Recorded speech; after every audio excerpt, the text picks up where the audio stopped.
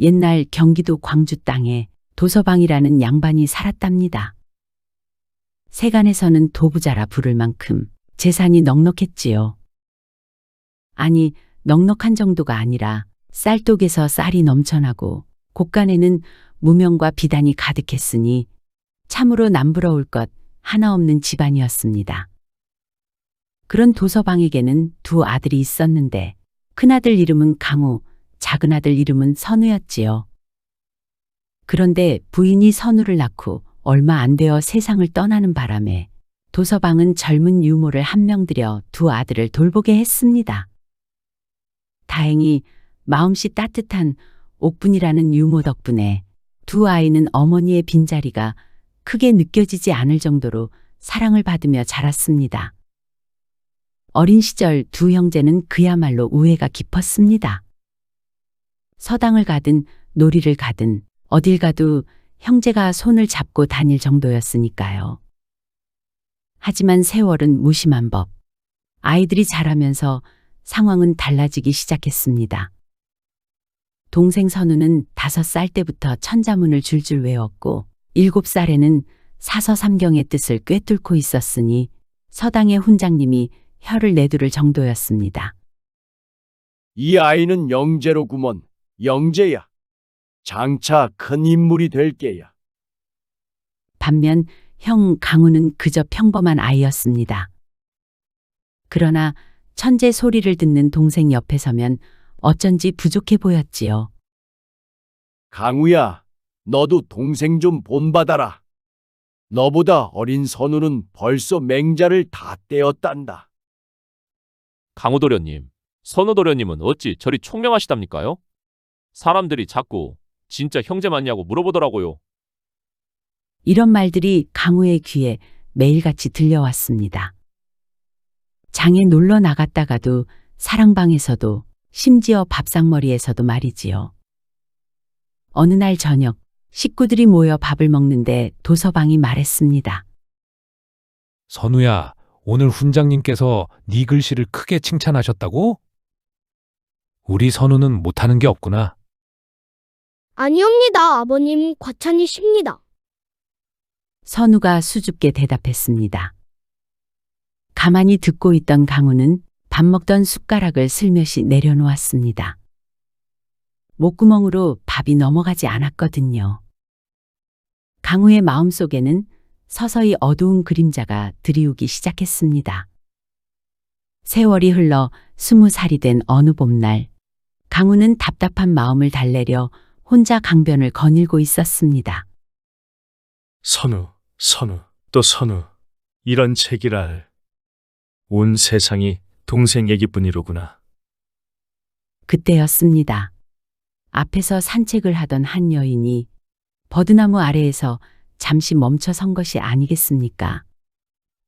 봄바람에 치맛자락이 살랑거리고 버들가지 사이로 비치는 햇살이 그녀의 얼굴을 은은하게 비추는데, 아이고, 그 모습을 본 강우의 심장이 쿵덕쿵덕 뛰기 시작했지요. 저 남자는 누구실까? 그날 이후로 강우는 매일같이 같은 시간에 강변을 찾았습니다. 도령님, 요새 강변 산책을 즐기시나 봅니다요. 하인이 이상하게 여겨 물으니 강우가 헛기침을 하며 대답했지요. 그게? 강바람이 건강에 좋다는 말 못 들어보았느냐?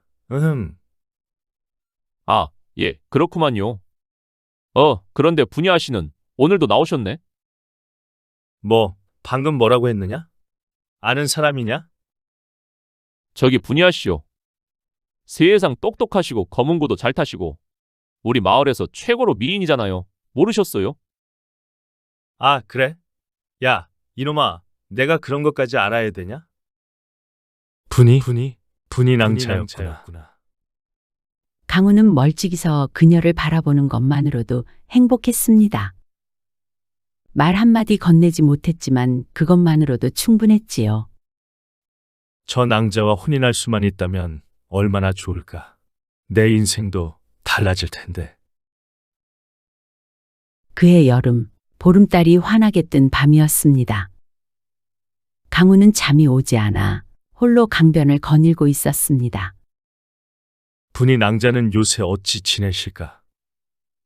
그런 생각하며 강변에 있는 정자 쪽으로 걸어가는데 문득 정자 안에서 낮은 목소리가 들려오는 것을 눈치챘습니다. 아니, 이 늦은 시각에 누가 있나? 살금살금 다가가 정자 기둥 뒤에서 안을 살펴보니 아니 이게 웬일입니까? 그곳에는 동생 선우와 분이낭자가 마주 앉아 있었습니다. 달빛 아래서 두 사람은 마치 한 폭의 그림처럼 아름다웠지요. 선우 도련님, 이런 식으로 만나도 되는 건지 모르겠어요. 분이낭자 미안하오. 하오나 낭자를 보지 못하면 하루가 1년 같소. 그들을 몰래 지켜보던 강우는 그 자리에서 얼어붙고 말았습니다. 저것들이. 가슴속에서 뭔가가 와르르 무너지는 소리가 들렸습니다. 아니, 실제로는 소리가 나지 않았을 테지만 강우에게는 천둥 소리보다 더 크게 느껴졌지요. 그날 밤 강우는 잠을 이루지 못했습니다. 부모의 사랑도, 사람들의 칭찬도, 이젠 내가 사랑하는 여인까지 모두 선우에게로 가는구나. 나는 대체 무엇이란 말인가? 질투라는 독은 한번 마음에 자리 잡으면 걷잡을 수 없이 퍼지는 법입니다. 이듬해 봄 마을에는 역병이 돌았습니다. 도시 집안도 피해 갈 수 없었습니다.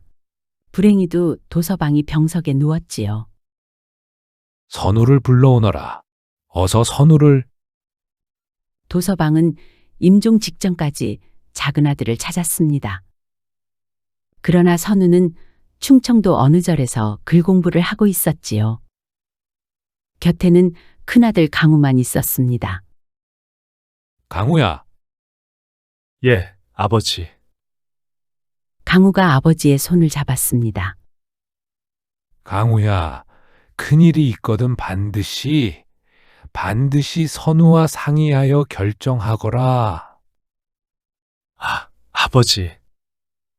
선우는 총명하니 선우 말을 잘 듣고 그리고 네가 잘 보살펴 주어야 한다. 그 말을 남기고 아버지는 숨을 거두었습니다. 강우는 그 자리에 멍하니 앉아 있었습니다. 가슴이 무너져 내리는 것 같았습니다. 하지만 슬픔 속에서도 한 가지 생각이 자꾸만 머릿속을 맴돌았지요. 마지막 순간까지 아버지의 입에서 나온 것은 동생 이야기였습니다. 아버지한테 따뜻한 말 한마디를 기대했던 내가 원망스럽다. 그래, 세상을 떠나는 그 순간까지도 아버지는 선우로구나. 며칠 뒤 선우가 달려왔습니다. 문을 박차고 들어온 선우의 얼굴은 눈물범벅이었지요. 늦었다. 아버님은 돌아가셨다. 강우의 목소리는 차가웠습니다. 선우는 그 자리에 주저앉아 통곡했습니다. 제가 곁에 있었어야 하는데 임종도 못 뵙다니. 그래, 네가 여기 있었다면 좋았을 것을. 하지만 넌 글 공부가 바빴지. 장례는 조용히 치러졌습니다. 상주가 된 두 형제는 나란히 곡을 했지만 그들 사이에는 보이지 않는 벽이 계속 쌓여가고 있었습니다. 아니, 정확히 말하면 형 강우의 마음이 자꾸 병들어가고 있었지요. 어느 밤이었습니다. 큰 결심을 한 강우는 어느 사내를 만나러 허름한 주막을 찾았습니다. 주막의 구석진 방에서 강우는 칼자국이 있고 험상궂은 얼굴을 한 어떤 사내와 마주 앉았습니다. 무슨 일입니까, 도령? 도선우를 없애주시오. 내가 정해진 곳, 정해진 시간에 동생을 보낼 것이니 그때를 노리면 돼요. 친동생을 없애달라는 거요? 강우는 씁쓸하게 웃었습니다. 일만 잘 처리해주면 100냥을 주겠소. 100냥이면 엄청난 거금이었지요. 아, 100냥입니까요? 그럼 묻지도 따지지도 말고 해야지요. 좋소. 그럼 믿고 가리다. 그렇게 강우는 자리를 떠났습니다. 그리고 남겨진 사내는 잠시 고민에 빠졌습니다. 왜냐하면 이 사내도 소문으로 익히 알고 있었기 때문이었지요. 도선우라면 거지가 찾아오면 밥을 나눠주고 똑똑하고 효심이 지극한 착한 도령이라는 것을 말입니다. 며칠이 지났습니다. 강우는 선우를 불러 심부름을 시켰습니다. 다른 사람은 아무도 알아서는 안 될 일이니 꼭 네가 다녀야 한다. 예, 알겠어요. 해가 질 무렵 선우는 산으로 올랐습니다. 어릴 적에 형님이랑 산을 여기저기 누비면서 잘도 다녔는데 선우는 여전히 형을 생각하고 있었나 봅니다. 지금은 불편한 관계인 듯 하지만 언젠가는 형과 다시 좋은 관계가 될 것이라 믿었습니다. 그때였습니다. 갑자기 뒤통수에 둔탁한 충격이 느껴지더니 선우의 눈앞이 깜깜해졌습니다. 몸이 앞으로 쓰러지면서 의식을 잃었지요. 얼마나 시간이 흘렀을까요? 선우가 신음소리를 내며 천천히 눈을 떴습니다. 그런데 낯선 사내가 걱정스러운 얼굴로 자신을 내려다보고 있는 것이 아니겠습니까? 험상궂은 얼굴에 칼자국이 있는 사내였지요. 도련님, 정신을 차리셨습니까? 누구십니까? 죄송합니다, 도련님. 저는 사실 도령님을 죽이러 왔습니다. 형님께서 시켰습니다. 뭐라고요? 선우는 겨우 몸을 일으켜 앉았습니다. 뒤통수를 만져보니 혹이 나 있었지요. 어지러웠지만 정신을 차려야 했습니다. 눈앞의 사내는 자신의 손에 든 칼을 내려다보고 있었습니다. 차마 끝까지 할 수가 없었습니다. 소문으로 들은 그 착한 도령을, 아무 죄도 없는 분을. 그의 얼굴에는 미안한 표정이 역력했습니다. 저 같은 놈은 떠돌이 건달이고 또 아무리 돈이 좋아도 그렇지 도령 같은 분을 해칠 수가 없네요. 선우는 형이 자신을 죽이려 했다는 사실이 믿기지 않았습니다. 사내는 품에서 돈 몇 냥을 꺼내 선우에게 건넸습니다. 이걸 가지고 멀리 도망가십시오. 한양으로 가시든 영남으로 가시든 제발 살아남으십시오. 하지만 도련님이 여기 계시면 형님께서 다른 사람을 또 보낼 것입니다. 빨리 가십시오. 사내는 선우를 일으켜 세웠습니다. 형님께는 제가 일을 끝냈다고 말씀드리겠습니다. 그러니 제발 아무도 모르게 멀리 도망가십시오. 그래야 저도 삽니다. 선우는 떨리는 손으로 돈을 받았습니다. 고맙소. 정말 고맙소이다. 그때부터 그는 정처 없이 걸었습니다. 며칠을 걸었는지 몇 달을 걸었는지도 모르게 말이지요. 그러다 깊은 산속에 어느 고즈넉한 절을 발견했습니다. 나무아미 타불. 절에는 고승이 홀로 살고 있었습니다. 스님, 제발 저를 거두어 주십시오. 시주는 어찌 이런 깊은 산까지 오시었소? 선우는 그동안의 일을 모두 털어놓았습니다. 형의 살해 사주, 건달의 도움까지 모든 것을 말이지요. 고승은 한참을 말없이 선우를 바라보았습니다. 시주의 눈에는 분노가 가득하오. 복수를 생각하는 것이요? 복수할 겁니다. 반드시. 복수가 당신을 행복하게 만들 것 같소. 모르겠습니다. 하지만 이대로는 살 수 없습니다. 고승은 긴 한숨을 내쉬었습니다. 그럼 일단 절에 머무르시오. 마음이 가라앉을 때까지. 그리고 명심하시오. 언젠가 시주는 깨달음을 얻어 형님을 용서할 날이 올 것이오. 아니요. 절대 그런 일은 없습니다. 선우는 고개를 저었지만 고승은 그저 온화한 미소를 지을 뿐이었습니다. 세월은 강물이 흐르듯 흘렀습니다. 선우는 낮에는 절에서 일을 거들고 밤에는 글을 읽었습니다. 고승은 가끔씩 말했습니다. 시주, 아직도 복수를 생각하고 계시오? 예, 스님. 그럼 언제까지나 괴로울 텐데. 하지만 선우의 마음은 변하지 않았습니다. 10년이 흘렀습니다. 선우는 어떻게 지내고 있을까요? 그동안 가진 고생 중에도 과거 공부를 계속한 그는 마침내 과거에 급제하였고 또 암행어사로 임명되었습니다. 이제 나는 돌아간다. 형님을 심판하러. 선우는 조용히 고향으로 돌아왔습니다. 10년 만에 돌아온 고향. 그곳의 모습들은 여전했지만 선우의 마음은 달랐습니다. 선우는 광주 부윤을 찾아갔습니다. 부윤, 도강호라는 자를 아는가? 도강우요? 글쎄요, 잠시만요. 이방, 어서 들어와 보게. 부윤이 부르자 이방이 들어왔습니다. 자네 혹시 도강우라는 자를 아는가? 도강우요? 많이 들어본 이름인데요. 잠시만요. 인명부를 찾아봐야겠습니다.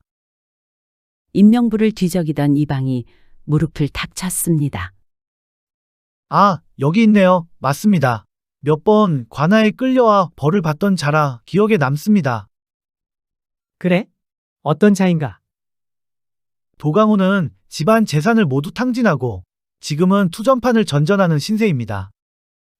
가끔 술에 취해 행패를 부려 곤장을 맞았었지요. 선우는 차가운 목소리로 말했습니다. 그 자를 당장 잡아들이시오. 살인교사 죄요. 예. 살인교사라니요? 말 그대로요. 증인도 있고 증거도 있소. 선우의 목소리는 차가웠습니다. 예, 명을 받들겠습니다. 10년 전에 착한 청년은 온데간데 없고 복수의 불타는 암행어사만 남아 있었지요. 형님, 이제 모든 것이 끝났습니다. 당신이 저에게 한 일을 이제 제가 갚아드리지요. 선우의 머릿속은 복수 생각뿐이었습니다. 가슴 속에는 증오가 활활 타오르고 있었지요. 잠시 후 선우는 어린 시절 살았던 옛집을 돌아보려 길을 나섰습니다. 그런데 한여름의 뙤약볕 아래 목이 몹시 말랐습니다. 저기 샘이 있구나. 선우는 맑은 샘물을 발견하고 다가갔습니다. 물가에 엎드려 물을 마시려는데 순간 물에 비친 자신의 얼굴을 보고 화들짝 놀랐습니다. 아니, 이게 물에 비친 얼굴은 무척이나 험상궂었습니다. 미간에는 깊은 주름이 패여 있고 눈빛은 날카롭고 차가웠지요. 그 얼굴은 마치 자신을 죽이려 했던 형이 언젠가부터 자신을 미워하고 구박하면서 하고 있던 얼굴과 똑같았습니다. 아니야. 선우는 손으로 얼굴을 만져보았습니다. 미간의 주름, 굳게 담은 입술, 그리고 차갑게 빛나는 눈동자. 내가 형님과 같아졌구나. 그 순간 고승의 말이 떠올랐습니다. 복수가 시주를 행복하게 만들 것 같소. 언젠가 시주는 깨달음을 얻어 형님을 용서할 날이 올 것이오. 선우는 그 자리에 주저앉았습니다. 내가 형님을 싫어하면서도 오히려 형님과 똑같이 되어버렸구나. 선우는 한참을 그 자리에 주저앉아 있었습니다. 샘물에 비친 자신의 얼굴, 그리고 형의 얼굴을 번갈아 떠올리며 말이지요. 시간이 얼마나 흘렀을까요? 선우는 천천히 샘물로 얼굴을 씻었습니다. 문득 궁금증이 일었습니다. 그런데 형님은 왜 그렇게 나를 미워하셨을까? 어린 시절 그렇게 우애 좋던 형님이 어째서. 선우는 일어나 마을 어귀에 사는 유모 옥분의 집으로 발길을 돌렸습니다. 복수가 아니라 이해를 위해서 말이지요. 작은 초가집 마당에는 백발이 된 옥분이 마루에 멍하니 앉아 있었습니다. 유모, 선우가 부르자 옥분이 고개를 들었습니다. 누구시오? 나요, 선우. 선우 도련님? 아이고, 도련님. 이 늙은이가 도련님을 다시 뵙게 되다니. 그동안 얼마나 걱정했는지 아셔요. 옥분의 눈에는 눈물이 가득했습니다. 그동안 잘 지냈소? 유모, 내가 물어볼 것이 있어 왔소.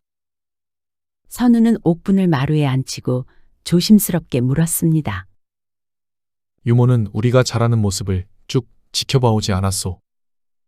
그러니 뭐라도 알지 않을까 싶어. 그런데 형님이 나를 왜 그토록 미워했는지 아시오? 옥분은 한숨을 길게 쉬었습니다. 강우 도련님이 참 많이도 힘들어 했었지요. 그게 무슨 말이오? 선우 도련님이 태어나신 후로 강우 도련님은 늘 그늘 속에 계셨습니다. 옥분은 천천히 이야기를 시작했습니다. 도련님께서 태어나자마자 마님께서 돌아가셨지요. 그때가 강우 도련님은 겨우 3살이었는데 어린 강우 도련님은 어머니를 잃은 슬픔에 매일 우셨습니다. 하지만 도부자님께서는 갓난아기인 선우 도련님만 보살피셨지요. 어미 없는 불쌍한 것 하시면서요. 선우는 가슴이 철렁 내려앉았습니다. 그러셨습니까? 그뿐이 아닙니다. 선우 도련님께서는 잘하시면서 워낙 총명하시다 보니 도부자님이 늘 선우 도련님에게 칭찬을 아끼지 않으셨지요. 강우 도령님이 아무리 애를 써도 마을 사람들도 도부자님께서도 늘 선우만 못하다고 하셨지요. 저는 강우 도련님이 밤마다 이불을 뒤집어 쓰고 우는 소리를 들었습니다. 나는 왜 동생만 못할까? 왜 아무도 나를 인정해주지 않을까 하시면서요. 옥분이 눈물을 닦았습니다. 도부자님께서 돌아가실 때 마지막 남기시는 말에도 상처를 받으시는 듯 했습니다. 아니, 대체 뭐라고 하셨길래? 큰일이 있거든 선우와 상의하라고 하셨지요. 강우 도련님을 믿지 못한다는 뜻으로 받아들이신 것 같았어요. 그때부터 많이 변하셨거든요. 송구하지만 강우 도련님이랑 선우 도련님을 저는 친자식처럼 키웠습니다. 말하지 않아도 웬만큼은 알 수 있지요. 선우는 두 손으로 얼굴을 감쌌습니다. 내가 형님께 그런 고통을 주었군요. 아닙니다, 도련님. 도련님 잘못이 아니에요. 다만 강우 도련님은 너무 외로우셨을 겁니다. 형님으로서도 아들로서도 한 사람으로서도 누구에게도 인정받지도 사랑받지도 못하셨으니까요. 선우는 그제야 깨달았습니다. 형이 자신을 미워한 것이 아니라 형은 그저 너무나 외롭고 아팠다는 것을요. 선우는 동원으로 돌아갔습니다. 선우가 들어서자 부윤이 급히 나와 맞이했습니다. 어삭도 분부하신 대로 도강우를 잡아 옥에 가두었습니다. 그래, 수고했소. 선우는 잠시 망설이다 말했습니다. 만나보겠소. 옥으로 안내하시오. 예, 알겠습니다. 어둡고 습한 옥 안에는 누더기를 걸친 강우가 웅크리고 앉아 있었습니다. 형님, 선우의 목소리에 강우가 고개를 들었습니다. 눈이 휘둥그레졌지요. 선우냐? 예, 형님. 형제는 10년 만에 재회했습니다. 살아있었구나, 네가. 강우의 목소리는 떨리고 있었습니다. 술에 절은 얼굴이었지만 눈에는 놀라움과 후회가 가득했지요. 선우는 부윤에게 말했습니다. 이 사람을 풀어주시오. 예. 하지만 어사또께서 분명 살인교사라고. 내가 잘못 알았소. 이 사람은 무죄요. 그러니 당장 풀어주시오. 아, 예. 알겠습니다. 옥문이 열리자 선우는 강우에게 다가가 그의 손을 잡았습니다. 형님, 나 이제야 알았어요. 형님이 얼마나 외로웠는지, 얼마나 아팠었는지. 선우야. 제가 형님을 이해하지 못했습니다. 형님은 늘 나 때문에 힘들었는데 나는 그것도 모르고. 선우의 눈에서 눈물이 흘렀습니다. 형님, 용서하십시오. 선우야, 미안하다. 강우가 주저앉아 울기 시작했습니다. 내가 미안하다. 내가 짐승만도 못한 짓을 했구나. 아니요, 형님. 우리 모두 힘들었습니다. 이제 다시 시작하시지요. 선우는 형을 일으켜 세우고 꼭 껴안았습니다. 두 형제는 그렇게 한참을 울었습니다. 그동안 쌓였던 미움과 원한이 눈물로 씻겨 나가는 것 같았지요. 이 소식은 금세 온 나라에 퍼졌습니다. 암행어사가 원수인 형님을 용서했다지.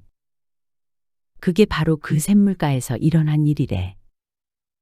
사람들은 그 샘물을 낙송정이라 이름 지었습니다. 송사가 있는 자가 이 물을 마시면 재판에 진다더라. 왜냐면 복수심이 사라지고 용서하게 되니까. 마을 사람들은 다툼이 있을 때마다 이 샘물을 찾았지요. 여보게, 우리도 저 샘물 마시고 화해하세. 허허, 그러지 뭐. 그러는 게 좋겠네 그려. 이렇게 말입니다. 한편 선우는 강우를 자신의 집으로 데려갔습니다. 술을 끊게 하고 건강을 되찾게 했지요. 형님, 이제 같이 살아요. 강우는 고개를 들지 못했습니다.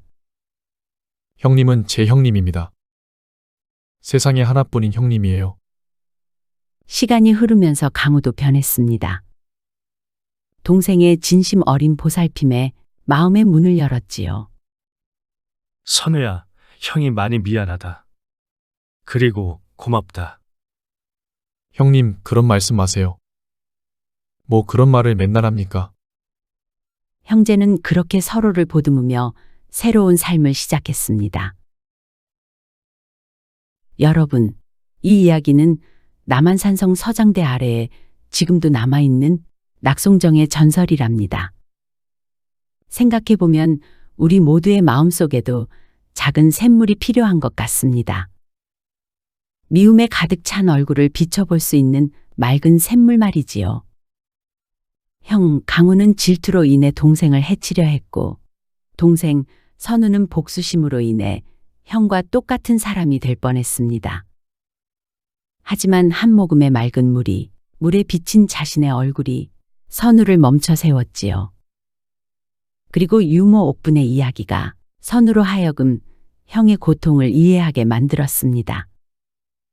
때로는 미워하는 사람의 과거를 들여다보는 것만으로도 미움이 이해로 바뀔 수 있답니다. 혹시 여러분도 누군가를 미워하고 계신가요? 혹시 복수를 꿈꾸고 계신가요? 그렇다면 잠시 멈춰서서 맑은 물에 비친 자신의 얼굴을 바라보세요. 그 얼굴이 혹시 당신이 그토록 미워하는 사람의 얼굴과 닮아있지는 않은지 말입니다. 오늘 이야기 어떠셨나요? 미움은 미움을 낳고 복수는 복수를 부르는 법이지요.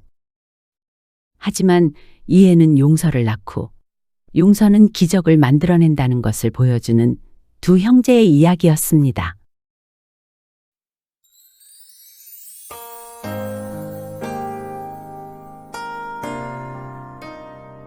시청해주셔서 감사드립니다. 지금까지 사랑방 이야기였습니다. 항상 건강하시고 행복하시고 만사형통하시고 평안하시고 꽃길만 걸으시고 좋은 일들만 가득하시기 바랍니다. 마지막으로 구독, 좋아요도 눌러주세요. 더 재미있는 이야기로 찾아뵙겠습니다.